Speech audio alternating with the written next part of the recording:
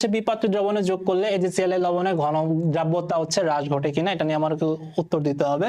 তাহলে এ পাত্রটা আছে আমার, বি পাত্রে হচ্ছে আমি মিক্স করবো। এ পাত্রে কি আছে KCl আর বি পাত্রে কি আছে AgCl, দুইজনকে মিক্স করলে আমার দ্রাব্যতা কি হবে, তো এই যেটা বুঝতে হবে। আচ্ছা, এটা খুবই ইজি একটা কোশ্চেন, এগুলো হচ্ছে বোর্ডেরই কোশ্চেন, বুঝতে পারতেছো, এটা খুবই ইম্পর্টেন্ট টাইপের নরমাল জিনিস। তো এটা এই টাইপের কোশ্চেন প্রায় হচ্ছে আসে। তো এখানে কি হয়েছে, এটার জন্য আমার মেইনলি যে জিনিসটা একটু দেখো, এখানে আমার কে আছে KCl, আর যখন একই পাত্রে মিশাবো তখন কে কে থাকবে, KCl থাকবে আর হচ্ছে AgCl থাকবে, দুজনের মিক্সচার হবে।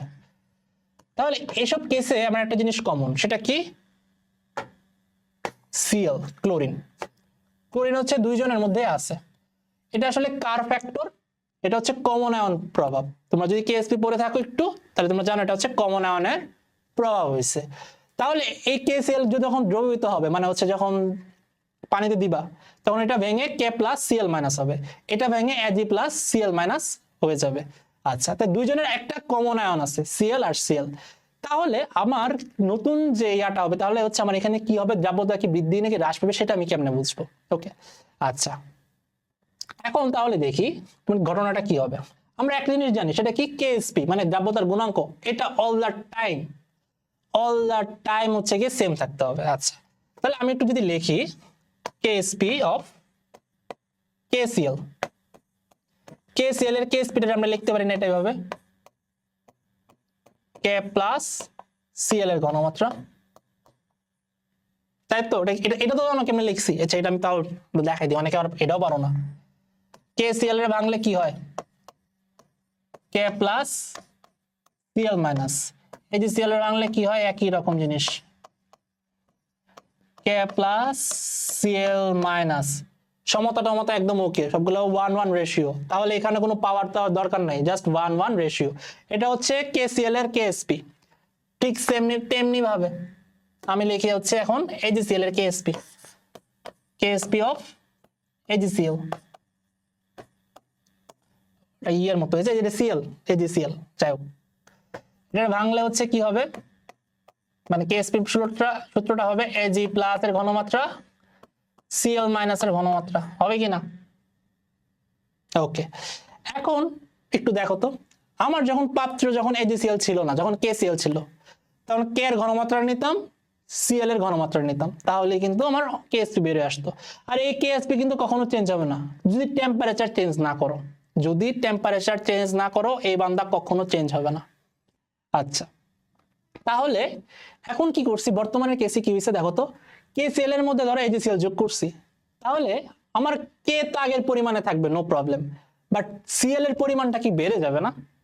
কারণ এখানে AgCl তো কিছু Cl আছে, তাহলে দুইজন অ্যাড হয়ে Cl এর পরিমাণ কিন্তু বেড়ে যাবে, ক্লোরিনের ঘনমাত্রা বেড়ে যাবে। আচ্ছা, ক্লোরিনের ঘনমাত্রাটা আমার হচ্ছে বেড়ে গেছে, এখানেও বেড়ে যাবে, এখানেও বাড়বে, কারণ ক্লোরিন তো ওভারঅল হিসাবে আসবে আমার, তাহলে এর জন্য বাড়বে, KCl এর জন্য আমার ক্লোরিন বেড়ে গেছে। আচ্ছা, তাহলে এখন আমাকে একটু বলো, তাহলে কি হচ্ছে, ও যদি বাড়ে আর এই ভ্যালুটা যদি কনস্ট্যান্ট রাখতে চাও, একই রকম রাখতে চাও, তাহলে এটার ভ্যালু কমাইতে হবে না?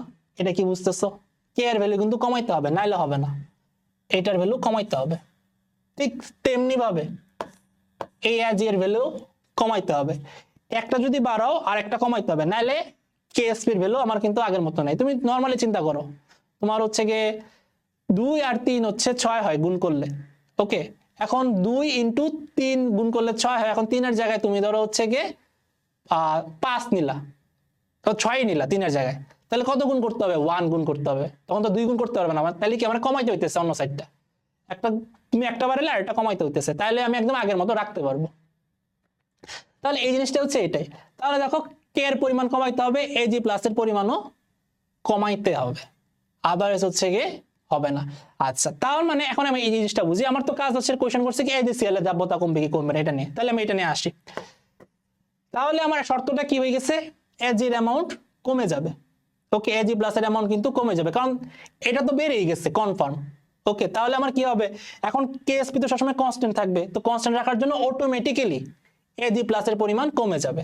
তাহলে আমি এখানে একটু বুঝি, এখানে আমরা ভুল করে রাখছি, খেয়ালই করিনি, দেখছো এই যে এইসব ভুল হচ্ছে, মনে না, এটা আমাদের কি আসবে Ag প্লাস, ওকে, মনের ভুলে হচ্ছে চলে ফেলছি। আচ্ছা যাই হোক, এজি প্লাস হচ্ছে কি আমরা লিখে রাখছি। তাহলে আমার এটার মানটা কি কমতে হবে এখন, নাহলে সূত্র কাটবে না। ওকে, মানে এটাই রিয়েলিটি। এটার মান কমার ওয়ে কি, এটা কখন কমে, কেমনে কমাইতে পারো এটাকে?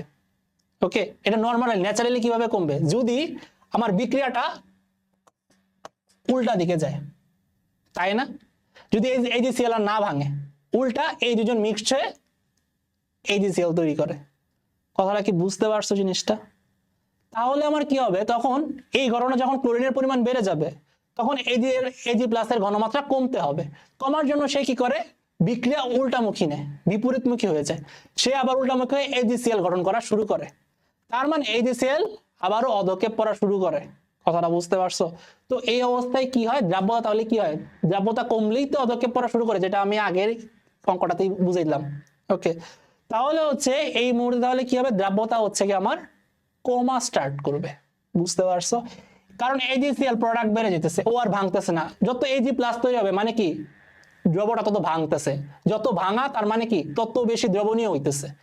কিন্তু এজি এর মান যত কমবে মানে কি, দ্রবণটা উল্টা দিকে চলে যাচ্ছে। এজিসিএল মানে এজিসিএল তো তোমার হচ্ছে ধাতব, মানে হচ্ছে কি আগেই সলিড। ওকে, যত বেশি সলিড তৈরি হবে মানে অধক্ষেপ তত বেশি। ওকে, তাহলে দ্রাব্যতা আসলে কি হইতেছে, কমে যাবে। কথাটা কি বুঝতে পারছো? এই ব্যাখ্যাটাই অনেকে এভাবেও দেয়, আমরা কি জানি এজিসিএল এর হচ্ছে AgCl AG plus CL minus, এটার এস দ্রাব্যতা, এটার হচ্ছে এস দ্রাব্যতা, এ হচ্ছে আমার এস দ্রাব্যতা। তাহলে এই এস যদি কমে, এটা হচ্ছে কমবে, এজিসিএল এর দ্রাব্যতা কমবে। এমনি জানি কি ব্যাখ্যা দেয়, বাট আমি বলে রাখি এই ব্যাখ্যাটা একদমই ভুল। এটা তো বইও হয়তো বা কোনো একটা বইও মেবি এমনি একটা ব্যাখ্যা দেওয়াটাও আছে, দ্যাটস ওয়াই আর কি তোমরা এমনি ব্যাখ্যাটা দাও, বাট ওটা কিন্তু এটা বুঝাই নাই। ওটা আমার অ্যাকচুয়াল লেজিট ব্যাখ্যাই না। কথাটা বুঝতে পারছো? কারণ এই এস এস তুমি এমনি ব্যাখ্যা দিতে পারো না এটার। ওকে, ঠিক আছে, এটাতে মিলে যায়, কারণ তাহলে আমার এটা যদি ব্যাখ্যা দিই, তাহলে তো হচ্ছে ক্লোরিনের তো কমতেছে না, ক্লোরিনের তো বাড়তেছে, তাহলে তো এটা বাড়া উচিত ছিল। ওকে, ওটাতে ব্যাখ্যা আমার এমনি সুন্দর হয় না। আমার মেইন ব্যাখ্যা এই যে উল্টামুখী বিক্রিয়ার কথাটা বলতে হবে।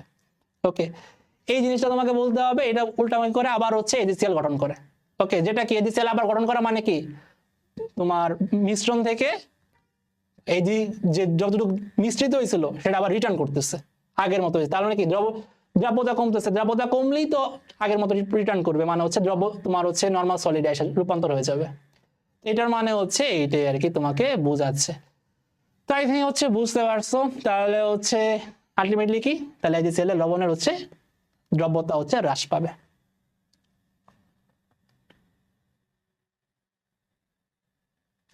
আচ্ছা, তো এটারে হচ্ছে আরো ইন ডিটেল তুমি জানতে চাও আসলে ঘটনাটা আরো কি কি হচ্ছে, আমরা হচ্ছে কোর্স এটা নিয়ে আরো বেশি ডিটেল জানানো করছি। জাস্ট তুমি পরীক্ষার মধ্যে আমি যা বলছি জাস্ট এতটুকু লিখে দাও, ফুল মার্ক তুমি পেয়ে যাবা, ওটা নেওয়ার কোনো টেনশন নাই। আর আমাদের তোমাদের জন্য হচ্ছে গিয়ে এই সামনে নিয়ে আসতেছে খুবই বিগেস্ট কোর্স, সব থেকে ডিটেল আর যা কিছু আছে মেডিকেল, ভার্সিটি, ইঞ্জিনিয়ারিং, এসি, তোমার যা লাগে, বোর্ড কোয়েশ্চন, নর্মাল সব কিছু একের ভিতরে সব কিছু আমরা হচ্ছে নিয়ে আসতেছি। তো আমি তোমার কেমিস্ট্রি পড়াবো, যত কেমিস্ট্রি তো প্রবলেম আছে, আই থিঙ্ক আমার কোর্স করার পর কেমিস্ট্রিতে আর কোনো রকম প্রবলেম তোমার থাকবে না, তুমি দেখলেই বুঝবা। আমি হচ্ছে একটু পড়ানোর স্টাইল একটু অন্যরকম ভাবে পড়াই, খুবই হচ্ছে বেসিক থেকে শুরু করবো এবং বেসিক থেকে হচ্ছে অ্যাডভান্স লেভেল সবগুলাই হচ্ছে পড়ানো হবে। তোমার যতটুকু প্রয়োজন তুমি এখান থেকে নিতে পারবা, নো প্রবলেম। সবকিছু কভার করছি, সব কোয়েশ্চেন ব্যাংক, সব কোয়েশ্চেন যত আসতে পারে সামনে ফিউচারে, সব এভরিথিং। ইভেন হচ্ছে কি এমসিকিউর জন্য তুমি বইয়ের কোনটা পড়বা সেটাও তোমাকে আমি দেখাই দেওয়া হয়েছে কোর্সের ভিতরে। আর ম্যাথের জন্য তোমার গৌরব ভাই নেবে, জানো যে কোর্স করে থাকো গৌরব ভাইয়ের। তো ইভেন গৌরব ভাইয়ের কোর্স জাস্ট খালি স্টুডেন্টরাই পড়ে না, ইভেন হচ্ছে বইটা স্যারাও পর্যন্ত দেখে ওর কোর্স। আর হচ্ছে গিয়ে ফিজিক্সের জন্য আছে জিসান তোমাদের ভাই। তো আই থিঙ্ক খুবই একটা অ্যামেজিং প্রোগ্রাম তোমাদের জন্য নামাইতেছি সামনে। যারা আসো খুব দ্রুত হচ্ছে ভর্তি হয়ে যাও, কারণ হচ্ছে তোমরা ভিতরে ঢুকলেই বুঝবা এটা হচ্ছে একদমই নতুন আর হচ্ছে টোটালি অর্থ